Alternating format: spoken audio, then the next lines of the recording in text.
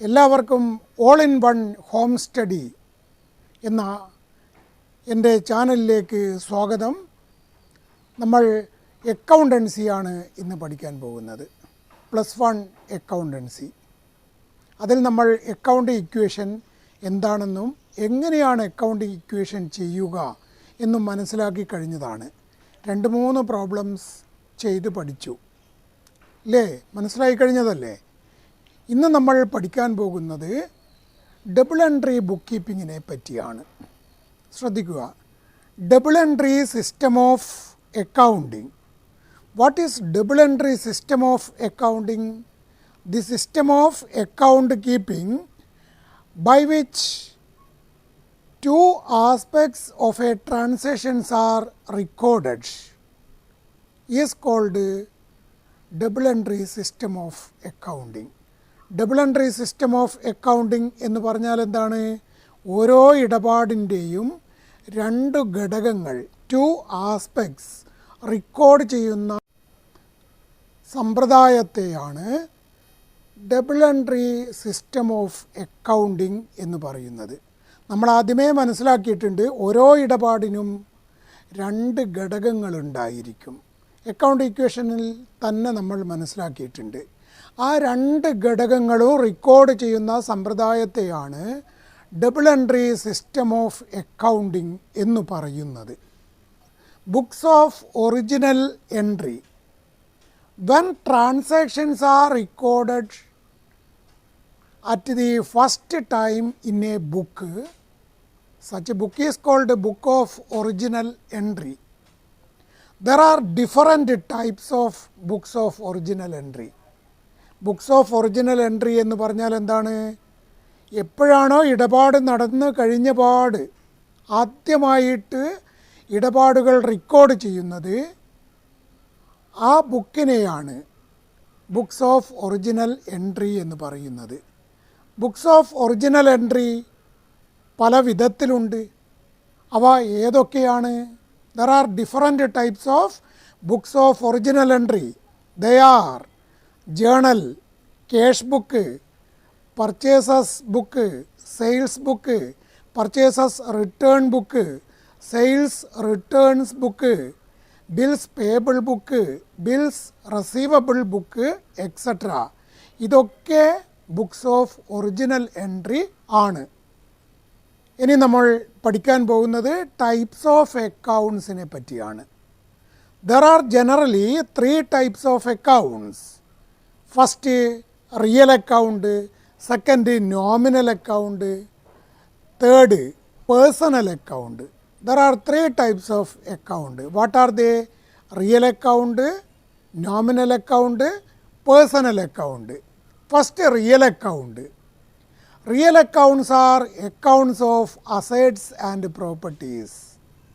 അസറ്റ്സിൻ്റെയും പ്രോപ്പർട്ടീസിൻ്റെയും അക്കൗണ്ടിനെയാണ് real account എന്ന് പറയുന്നത്. എന്താണ് അസറ്റ്സ് എന്ന് നമ്മൾ 1ാമത്തെ ചാപ്റ്ററിൽ വിശദമായിട്ട് പഠിച്ചിട്ടുണ്ട്. ക്യാഷ് അക്കൗണ്ട് റിയൽ അക്കൗണ്ട് ആയിരിക്കും, cash is an asset. Furniture account real account ആയിരിക്കും, furniture is an asset. Machinery account etcetera are examples of real account. Next nominal account, 2ാമത്തത്.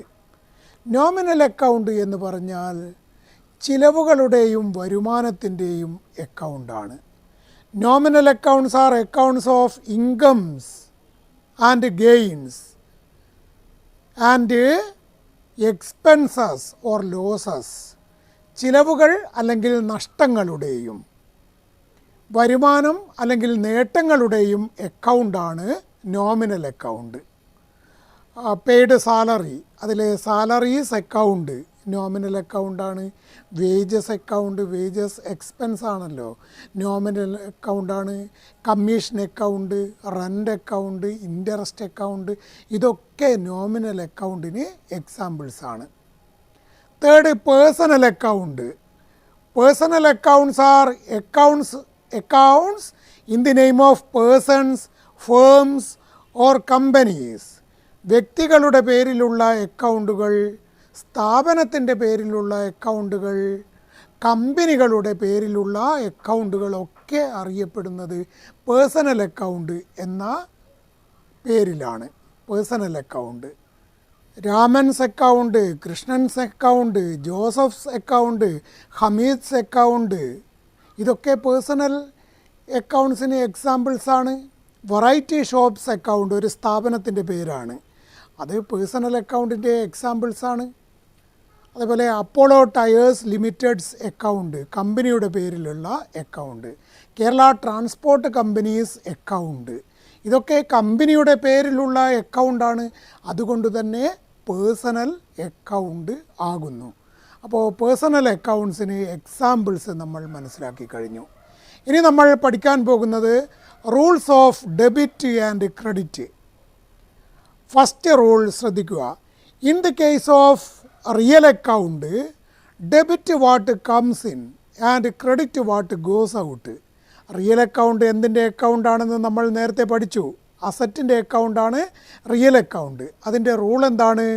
സ്ഥാപനത്തിലേക്ക് വന്നിരിക്കുന്ന അസറ്റ് ഏതാണോ ആ അസറ്റിൻ്റെ അക്കൗണ്ട് ഡെബിറ്റ് ചെയ്യണം, അതാണ് rule. Credit what goes out, സ്ഥാപനത്തിൽ നിന്നും പോയിരിക്കുന്ന അസറ്റ് ഏതാണോ ആ അസറ്റ് ക്രെഡിറ്റ് ചെയ്യണം, അതാണ് rule. Debit what comes in, credit what goes out. For example, purchased machinery worth ₹20,000, 20,000 രൂപയുടെ മെഷീനറി വാങ്ങി. മെഷീനറി എന്ന അസറ്റ് സ്ഥാപനത്തിലേക്ക് വരുന്നു. റിയൽ അക്കൗണ്ടിൻ്റെ rule, machinery comes in, machinery account debit. Cash goes out, cash മറ്റൊരു അസറ്റാണ്, അത് പോകുന്നു, സ്ഥാപനത്തിൽ നിന്ന് പോകുന്നു, ക്യാഷ് അക്കൗണ്ട് ക്രെഡിറ്റ്. ഇങ്ങനെയാണ് റിയൽ അക്കൗണ്ടിൻ്റെ റൂള് അപ്ലൈ ചെയ്യുന്നത്. എന്താണ്? വെരി സിമ്പിളാണ്. Debit what comes in, credit what goes out. സ്ഥാപനത്തിലേക്ക് ഇങ്ങോട്ട് വന്നിരിക്കുന്ന അസറ്റ് ഏതാണോ ആ അസറ്റിൻ്റെ അക്കൗണ്ട് ഡെബിറ്റ് ചെയ്യണം. സ്ഥാപനത്തിൽ നിന്ന് പോയിരിക്കുന്ന അസറ്റ് ഏതാണോ ആ അസറ്റിൻ്റെ അക്കൗണ്ട് ക്രെഡിറ്റ് ചെയ്യണം. ഇതാണ് റൂള്, വളരെ എളുപ്പമാണ്. Then secondly, in the case of nominal account, രണ്ടാമത്തെ അക്കൗണ്ട് നോമിനൽ അക്കൗണ്ടാണ്. അതിൻ്റെ കാര്യത്തിൽ എങ്ങനെയാണ് ശ്രദ്ധിക്കുക. In the case of nominal account, debit expenses or losses and credit incomes and gains. ചിലവുകൾ അല്ലെങ്കിൽ നഷ്ടങ്ങളാണെങ്കിൽ അത് ഡെബിറ്റ് ചെയ്യണം. For example, paid wages, wages ഒരു ചിലവാണ്, അതുകൊണ്ട് തന്നെ വേജസ് അക്കൗണ്ട് ഡെബിറ്റ് ചെയ്യേണ്ടതാണ്. പെയ്ഡ് സാലറി, സാലറി എക്സ്പെൻസാണ്, സാലറീസ് അക്കൗണ്ട് ഡെബിറ്റ് ചെയ്യണം. പിന്നെന്താണ് അതിൻ്റെ ഘടകം? മറ്റൊരു ഘടകം പറഞ്ഞിരിക്കുന്നത് ക്രെഡിറ്റ് ഇൻകംസ് ആൻഡ് ഗെയിൻസ്. വരുമാനങ്ങൾ അല്ലെങ്കിൽ നേട്ടങ്ങളാണെങ്കിൽ അത് ക്രെഡിറ്റ് ചെയ്യണം. ഫോർ എക്സാമ്പിൾ, റിസീവ്ഡ് കമ്മീഷൻ, സ്ഥാപനത്തിന് ലഭിച്ചിരിക്കുന്ന കമ്മീഷൻ ഒരു വരുമാനമാണ്, അതുകൊണ്ട് കമ്മീഷൻ അക്കൗണ്ട് ക്രെഡിറ്റ് ചെയ്യേണ്ടതാണ്. നമ്മൾ എക്സാമ്പിളും മനസ്സിലാക്കി കഴിഞ്ഞിരിക്കുന്നു. Then thirdly, in the case of personal account, personal അക്കൗണ്ടിൻ്റെ കാര്യത്തിൽ എങ്ങനെയാണ് rule? Debit the receiver and credit the giver. സ്വീകരിക്കുന്ന ആളാണെങ്കിൽ അയാളുടെ അക്കൗണ്ട് ഡെബിറ്റ് ചെയ്യണം, നൽകുന്ന ആളാണെങ്കിൽ അയാളുടെ അക്കൗണ്ട് ക്രെഡിറ്റ് ചെയ്യണം. ഇതാണ് rule. Debit the receiver and credit the giver. അപ്പോൾ rules of debit and credit 3 അക്കൗണ്ടിൻ്റെ രൂപത്തിൽ നമ്മൾ മനസ്സിലാക്കി കഴിഞ്ഞിരിക്കുകയാണ്. നമ്മൾ 3 തരം അക്കൗണ്ടുകളെ പറ്റിയും ആ അക്കൗണ്ടിൻ്റെ റൂൾസും മനസ്സിലാക്കി കഴിഞ്ഞു. Real account, personal account, nominal account, ഇതെന്താണെന്നും അതിൻ്റെ റൂൾസ് എന്താണെന്നും പഠിച്ചു കഴിഞ്ഞു. ഇനി നമുക്ക് മറ്റൊരു രീതിയിലും ഡെബിറ്റും ക്രെഡിറ്റും തരംതിരിക്കാനുള്ള അപ്ലൈ ചെയ്യാൻ വേണ്ടി കഴിയും. അതിനുവേണ്ടി ഞാനിവിടെ 3 കോളം പ്രൊവൈഡ് ചെയ്തിരിക്കുന്നു. ഒന്നാമത്തെ column type of account, second debit, third credit. Type of അക്കൗണ്ടിൽ ആദ്യം അസറ്റ്, ഇൻക്രീസ് ചെയ്താൽ ഡെബിറ്റ് ചെയ്യണം, ഡിക്രീസ് ചെയ്താൽ ക്രെഡിറ്റ് ചെയ്യണം. ഇവിടെ ഇൻക്രീസ് ചെയ്യലും ഡിക്രീസ് ചെയ്യലും എന്തിൻ്റെ അടിസ്ഥാനത്തിലാണ് നമ്മൾ മനസ്സിലാക്കുന്നത്? സ്ഥാപനത്തെ ഒരു വ്യക്തിയായി സങ്കല്പിച്ചുകൊണ്ട് ആ സ്ഥാപനത്തിലേക്ക് അസറ്റ് വന്നിട്ടുണ്ടെങ്കിൽ ഇൻക്രീസ് ചെയ്യും. അപ്പോൾ ആ അസറ്റിൻ്റെ അക്കൗണ്ട് ഡെബിറ്റാണ്. സ്ഥാപനത്തിൽ നിന്ന് ഏതെങ്കിലും അസറ്റ് പോയിട്ടുണ്ടെങ്കിൽ ഡിക്രീസ് ചെയ്യും. അപ്പോൾ ആ പോയ അസറ്റിൻ്റെ അക്കൗണ്ട് ക്രെഡിറ്റ് ആണ്. സെക്കൻഡ്, ലാബിലിറ്റീസിൻ്റെ റൂൾ എന്താണ്? അസറ്റിന് ഓപ്പോസിറ്റാണ് ലാബിലിറ്റി. അതുകൊണ്ട് തന്നെ ഡിക്രീസ് ആണെങ്കിൽ ഡെബിറ്റ്, ഇൻക്രീസ് ആണെങ്കിൽ ക്രെഡിറ്റ്. ക്യാപിറ്റലിൻ്റെ റൂൾ എന്താണ്? അസറ്റിന് ഓപ്പോസിറ്റാണ് ക്യാപിറ്റൽ. നമ്മൾ അക്കൗണ്ടിങ് ഇക്വേഷനിൽ മനസ്സിലാക്കിയിട്ടുണ്ട്. അപ്പോൾ ലാബിലിറ്റീസിൻ്റെ റൂൾ തന്നെ ആയിരിക്കും ക്യാപിറ്റലിൻ്റെ റൂള്. ഡിക്രീസ് ആണെങ്കിൽ ഡെബിറ്റ്, ഇൻക്രീസ് ആണെങ്കിൽ ക്രെഡിറ്റ്. എക്സ്പെൻസ് അസറ്റിൻ്റെ റൂൾ പോലെ തന്നെയാണ്. എക്സ്പെൻസ് ഇൻക്രീസ് ചെയ്താൽ ഡെബിറ്റ്, ഡിക്രീസ് ചെയ്താൽ ക്രെഡിറ്റ്. ഇൻകം എക്സ്പെൻസിൻ്റെ ഓപ്പോസിറ്റാണ്, അതുകൊണ്ട് ഓപ്പോസിറ്റ് റൂള്. ഡിക്രീസ് ചെയ്താൽ ഡെബിറ്റ്, ഇൻക്രീസ് ചെയ്താൽ ക്രെഡിറ്റ്. ഡ്രോയിങ്സ് ഇൻക്രീസ് ചെയ്താൽ ഡെബിറ്റ്, ഡിക്രീസ് ചെയ്താൽ ക്രെഡിറ്റ്. ഇതേ രീതിയിലും നമുക്ക് ട്രാൻസാക്ഷൻ്റെ രണ്ട് ആസ്പെക്റ്റിൽ ഡെബിറ്റ് ആണോ ഒരു ആസ്പെക്റ്റ്, മറ്റൊന്ന് ക്രെഡിറ്റ് ആണോ എന്ന് തരംതിരിക്കാൻ വേണ്ടി സാധ്യമാണ്. ഇതും എന്തു തന്നെയാണ്? Rules of debit and credit തന്നെയാണ്. നമുക്ക് ഇനി ജേണലിനെ പറ്റി മനസ്സിലാക്കാം. ഓരോ ഒറിജിനൽ എൻട്രിയും ഇവിടെ നമ്മൾ പഠിക്കുന്നു. There are different types of original entry. Journal, cash book, purchase book, sales book, purchase return book, sales return book, bills receivable book, bills payable books, etc. First, journal. Journal is a book of original entry in which transactions are recorded in the order in which they occur. എപ്പോഴാണോ ഇടപാടുകൾ സംഭവിച്ചിരിക്കുന്നത് അപ്പോഴെ തന്നെ record ചെയ്യുന്ന ഒരു original എൻട്രിയാണ് journal. It is a chronological record. ക്രമപ്രകാരം record ചെയ്യുന്ന ഒരു ബുക്കാണ് ജേണൽ എന്ന് പറയുന്നത്. The process of recording transaction in a journal is called journalising and the transactions entered in the journal is known as journal entry. എന്താണ് ജേർണലൈസിംഗ് എന്ന് പറഞ്ഞാൽ? ഏതൊരു പ്രക്രിയ ഉപയോഗിച്ചാണോ ഇടപാടുകൾ ജേർണലിൽ റെക്കോർഡ് ചെയ്യുന്നത് ആ പ്രക്രിയക്കാണ് ജേർണലൈസിംഗ് എന്ന് പറയുന്നത്. റെക്കോർഡ് ചെയ്യപ്പെട്ട അഥവാ എൻ്റർ ചെയ്യപ്പെട്ട ഇടപാടിനെയാണ് ജേർണൽ എൻട്രി എന്ന് പറയുന്നത്.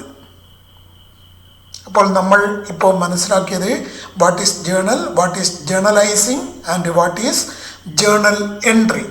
ഇനി നമുക്ക് ജേണലിൻ്റെ രൂപം എങ്ങനെയാണെന്ന് പരിശോധിക്കാം. Form of journal. Form of journal ഏതൊക്കെ കോളമാണ്?